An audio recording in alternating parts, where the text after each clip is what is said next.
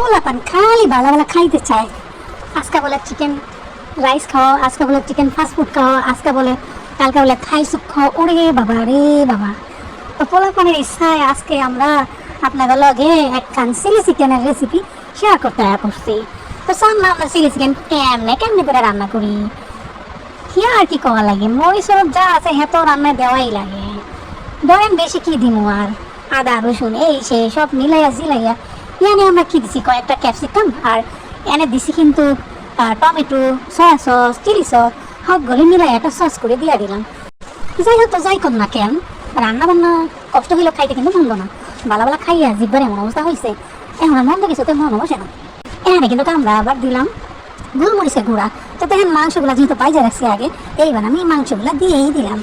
তো মাংসগুলা দেওয়ার পরে কিছুক্ষণ নাড়াচাড়া করুন। এই তো রান্না। রান্না কি আসলে বিশেষ কিছু নাকি?